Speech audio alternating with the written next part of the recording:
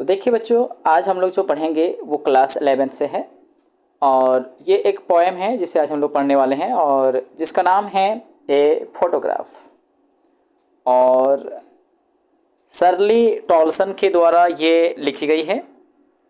आइए हम लोग समझते हैं कि इस पोएम के माध्यम से ये कवित्री हमें, एक पोइट्रेस हमें क्या बताना चाहती है। तो देखिए, the cardboard shows me how it was when the two girl cousin went paddling। कवित्री कहती है कि कार्डबोर्ड, यहाँ कार्डबोर्ड का मतलब होता है फ्रेम किया हुआ फोटो, ऐसी तस्वीर जिस पर फ्रेम की गई है, फोटो जिस पर फ्रेम लगाया गया है। तो कवित्री कहती है कि कार्डबोर्ड उन्हें उस समय की याद दिलाता है जब कवित्री की माँ की दो चचेरी बहनें, देखिए टू गर्ल कज़न, यानी कि दो चचेरी बहन जो क्या कर रही हैं, समुद्र के पानी में पैर डाले चल रही हैं, उसके लिए पैडलिंग शब्द का यूज़ हुआ है। The cardboard shows me how it was when the two girl cousin went paddling। और ये दोनों कज़न गर्ल कौन है? ये दोनों कज़न जो है वो कवित्री की माँ की चचेरी बहन है। Each one holding one of my mother's hand।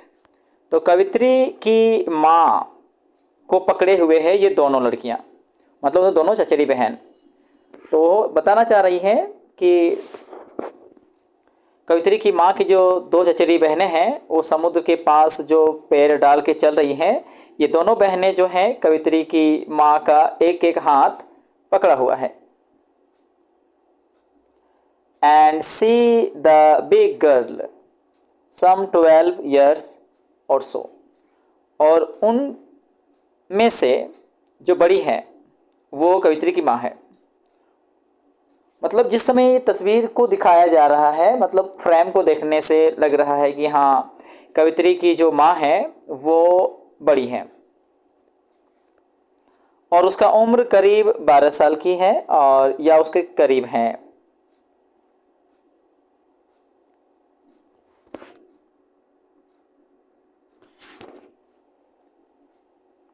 All three stood still to smile through their hair at the uncle with the camera, a sweet face। वे तीनों लड़कियां कैमरे वाले अंकल के सामने पोज देते हुए बिल्कुल स्थिर खड़ी थी। All three stood still, तीनों बिल्कुल शांत खड़ी हैं।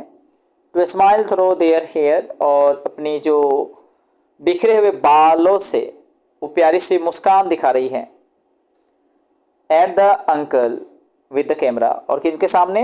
वो कैमरा लिए अंकल के सामने। ए स्वीट फेस, और प्यारी सी मुस्कान लिए है।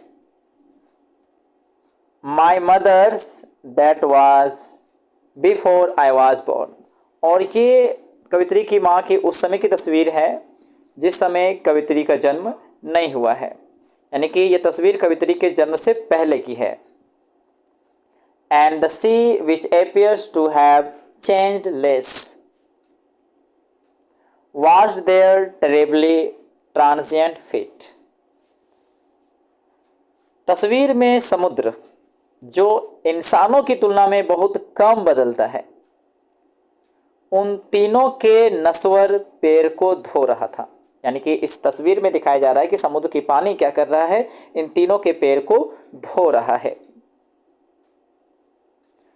वो भी ट्रांजेंट फीट, यानी कि जो तुरंत बदल जाने वाला। क्योंकि यहाँ पर देखिए, इंसान को यहाँ पर जो कि नासवर है बहुत जल्दी मर जाता है, तो यहाँ पर ट्रांजेंट फीट के लिए यूज़ हुआ है। यहाँ जो कवित्री की मम्मी है और उनकी जो दोनों चचेरी बहन है उनके लिए यूज़ हुआ है। और चेंज ना होने वाले का जिक्र हुआ है तो समुद्र का। तो वही चीज़ जो समुद्र जो चेंज नहीं हो रहा है, वो चीज़ क्या कर रहा है कि ये जो जल्द बदलने वाली जो पैर, उनके नश्वर पैर को धो रहा है। Some 20-30 years later she would laugh at the snapshot see Betty and Dolly, she would say।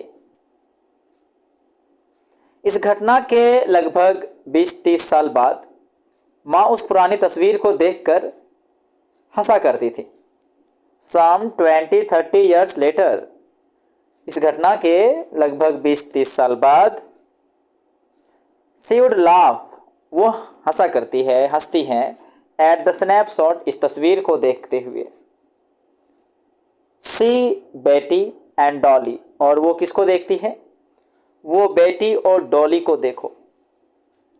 She would say, वो कहती है and look how they dressed us for the beach, और देखो कि कैसे उन्होंने समुद्र तट पर जाने के लिए हमें कपड़े पहनाए थे।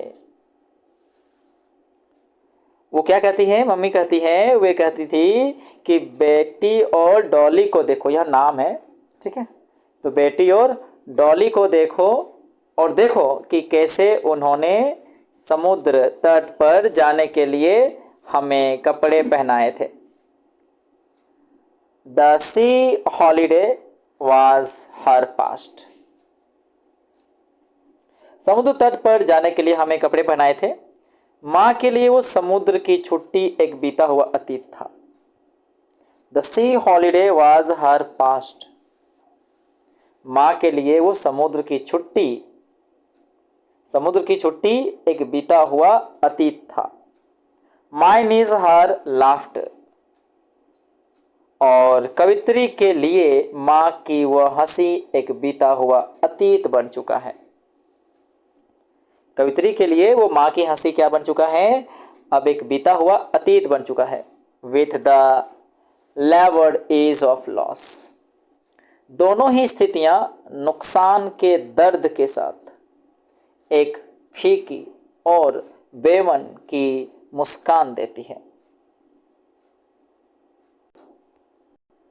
Now she has been dead nearly as many years as that girl lived, अब कवित्री की माँ को मरे हुए उतने वर्ष बीत चुके हैं जितने वर्ष की वो लड़की यानी तस्वीर में 12 साल की माँ जीवित थी। मतलब अगर तस्वीर में देखें तो तस्वीर में जितना उसकी माँ का उम्र दिखाया गया है,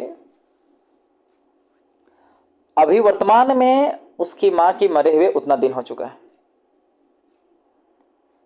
वही चीज यहाँ पर लिखा है, now she has been dead nearly as many years as that girl lived, यानी कि अब कवित्री की माँ को मरे हुए उतने ही वर्ष बीत चुके हैं जितने वर्ष की वो लड़की जीवित थी।